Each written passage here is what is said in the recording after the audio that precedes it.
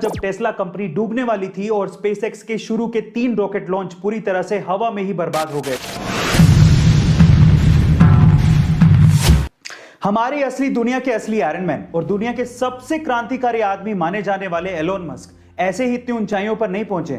SpaceX, Tesla, the boring company, solar city, hyperloop ऐसी बड़ी बड़ी कंपनियों के मालिक एलोन अपने दिमाग के दम पर और अपनी रिस्क टेकिंग कैपेबिलिटीज के दम पर उस मुकाम को हासिल किया है और दुनिया के सबसे अमीर लोगों की सूची में वो टॉप 3 में आते हैं। आज इस वीडियो में हम लोग एलोन मस्क की ऐसी 3 कहानियां जानेंगे जिन्होंने उन्हें इस ऊंचाई पर पहुंचाया है। गाइस, अगर आप ये 3 कहानियां ध्यान से सुनेंगे तो मैं आपसे गारंटी लेता हूं कि आप भी अपनी जिंदगी में पॉजिटिव बदलाव लाकर सक्सेस को पाने की कोशिश करेंगे। उनकी पहली कहानी जुड़ी है उनके बचपन से। जब एलोन मस्क छोटे थे तो उनके माता पिता का तलाक हो गया था। ऊपर से जिस स्कूल में वो जाते थे उन्हें वहां पर कोई भी पसंद नहीं करता था, उन्हें बुली किया जाता था। एक बार तो उनके स्कूल के बच्चों ने एलोन को इतना मारा कि वो 7 दिन के लिए हॉस्पिटलाइज हो गए थे।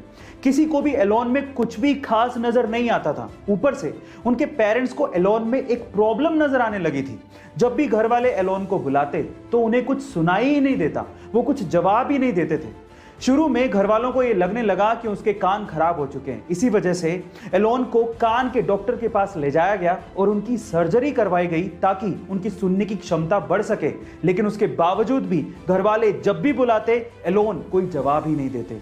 लेकिन बाद में समझ में आया कि यह साधारण सा दिखने वाला लड़का एक असाधारण क्षमता रखता है और वो क्षमता है एकाग्रता की, यानी कि कंसंट्रेशन की। जब भी एलोन मस्क कोई काम करते तो वो उसमें इतने डूब जाते कि आसपास क्या चल रहा है उन्हें कुछ भी एहसास ही नहीं होता।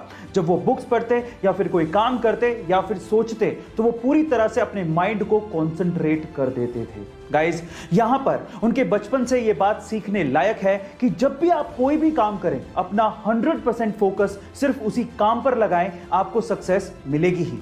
अगली कहानी जुड़ी है उनकी टीनेज से।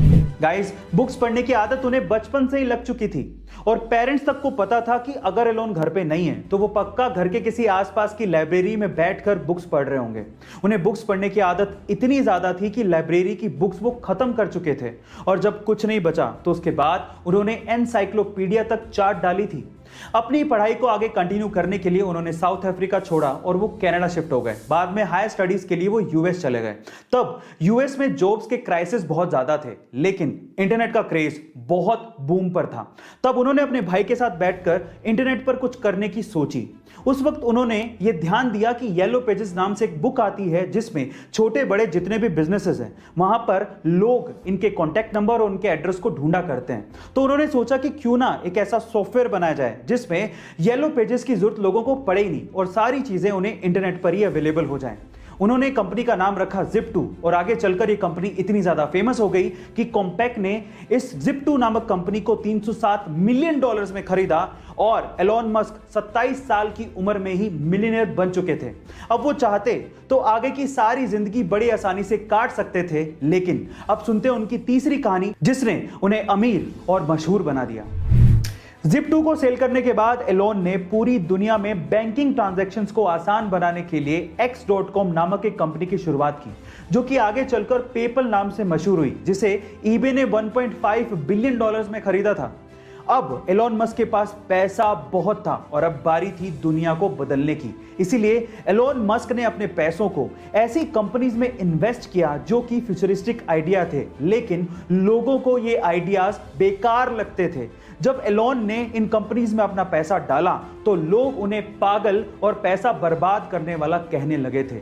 सन 2002 में एलोन मस्क ने अपने पैसों का 75% हिस्सा स्पेसएक्स नामक कंपनी में लगाया, जो कि सस्ते स्पेस व्हीकल बनाना चाहती थी और लोगों को स्पेस की सैर करवाना चाहती थी। और सन 2004 में बाकी बचा हुआ पैसा टेस्ला कंपनी में लगाया, जो कि इलेक्ट्रिक व्हीकल बनाना चाहती थी। लेकिन कुछ भी आसानी से नहीं मिलता। एक वक्त ऐसा आया जब टेस्ला कंपनी डूबने वाली थी और स्पेसएक्स के शुरू के 3 रॉकेट लॉन्च पूरी तरह से हवा में ही बर्बाद हो गए थे। अब एलोन के पास सिर्फ इतना ही पैसा बचा था जिससे या तो वो टेस्ला कंपनी को बचा पाते या फिर स्पेसएक्स के चौथे रॉकेट लॉन्च में खर्च कर पाते।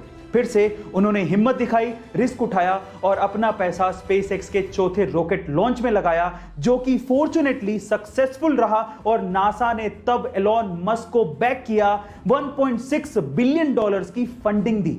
उसके बाद से स्पेसएक्स ने कभी पीछे मुड़ के नहीं देखा और आज स्पेसएक्स दुनिया की टॉप 6 स्पेस एजेंसीज में शुमार है और टेस्ला ने तो एलोन मस्क को दुनिया का सबसे अमीर आदमी बना दिया है।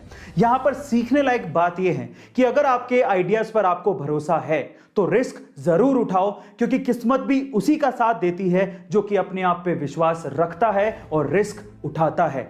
याद रखो, गिरते हैं सिपे सलार जंगे मैदानों में, वो क्या गिरेगा जो अपने घुटनों पर चले।